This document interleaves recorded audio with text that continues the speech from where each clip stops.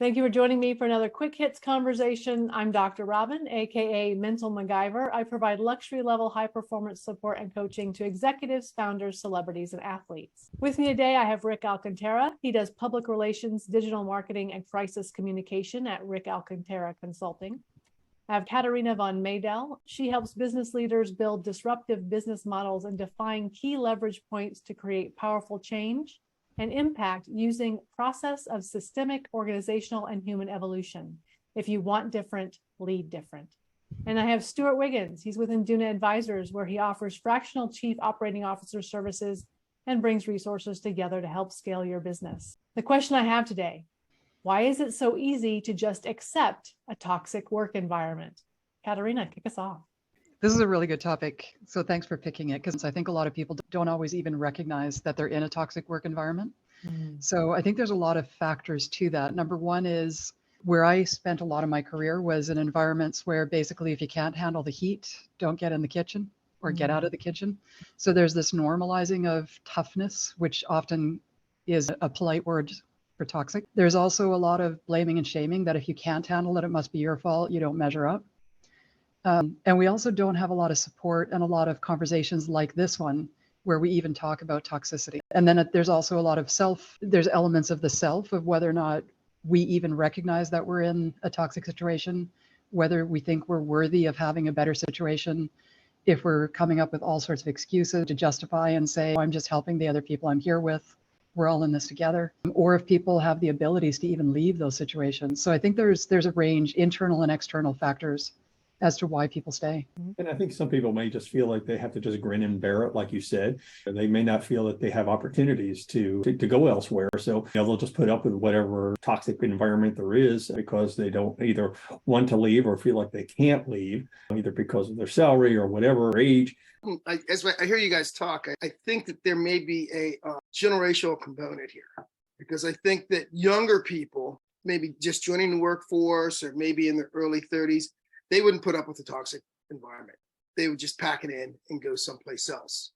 And that's why when you look at some of the resumes from people in that age group, and I don't know what generation you call them because I never know the generations, but there's a lot of job hopping because they're looking for satisfaction. And one of the things I think is that what creates a toxic work environment is mid-level leaders they haven't been prepared to be leaders. So they don't handle the stress of leadership very well.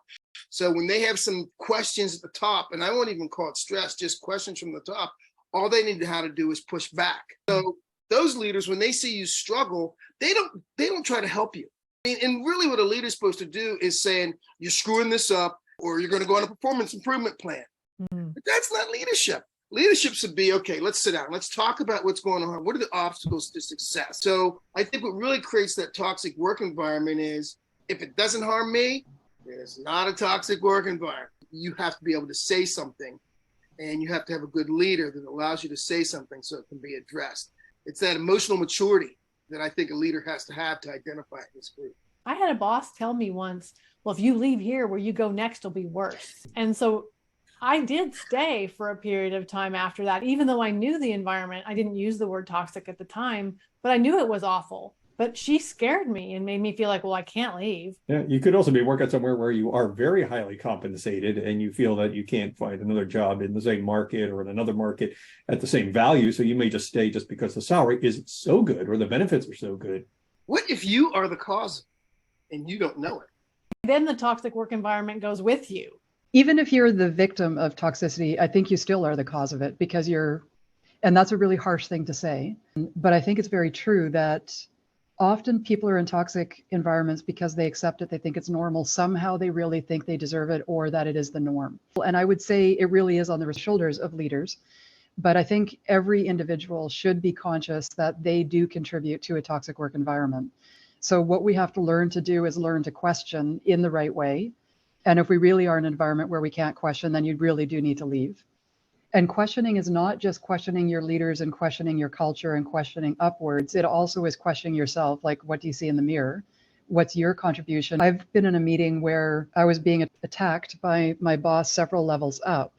And my direct boss, who actually knew that I was being attacked falsely, He literally sat with his head on his arm in the entire meeting.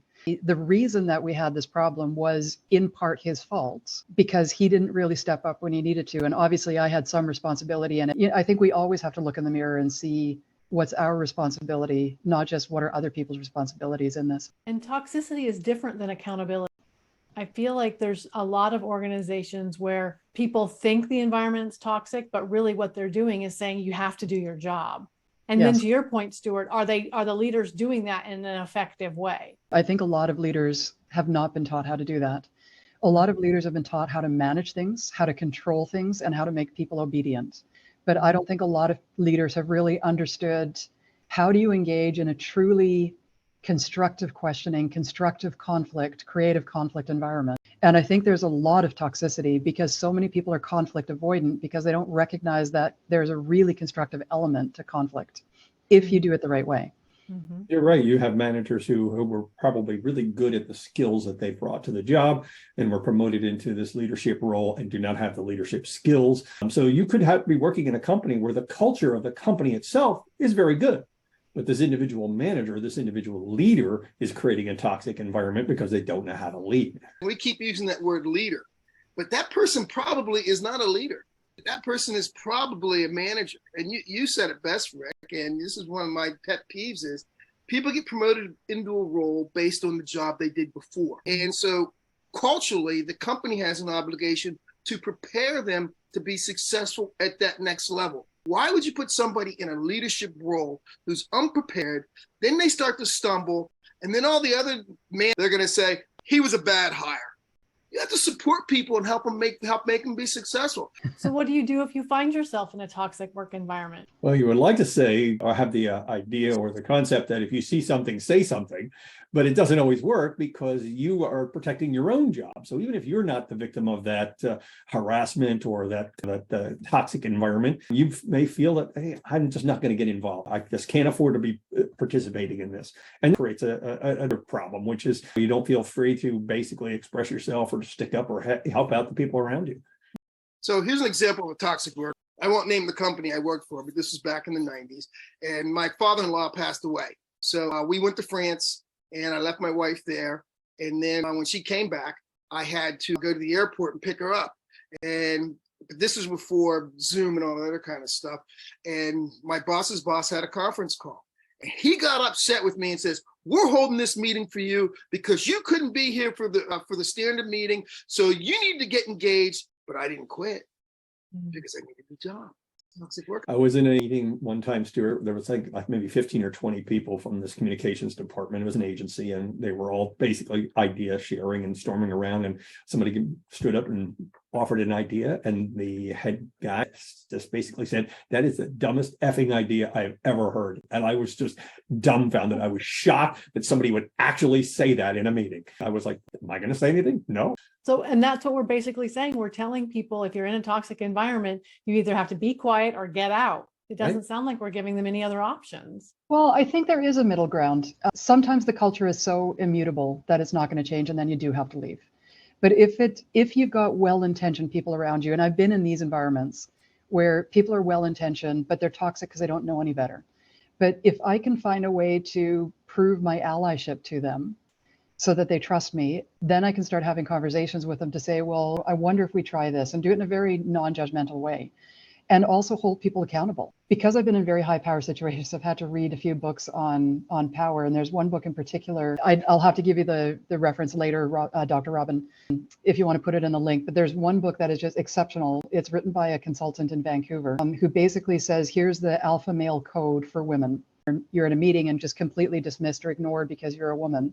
And that's not considered toxic. That's just considered the way it is, right? But we know that is very toxic. But the way that he recommends that you deal with it is the man that did that to you, regardless of how powerful, immediately after the meeting, you pull him aside and say that was completely inappropriate for these reasons and that is not tolerable. And then you walk away. It's not a discussion. It's holding them accountable. So it's about learning the rules of power. It's about recognizing where the opportunities for change are. And it's about really stepping up and taking the responsibility and taking the risks. And if it really doesn't change and you've given it your best shot, then you leave. That is a great place for us to end a 10-minute conversation. Sorry, Rick. I look forward to speaking to each of you again very soon.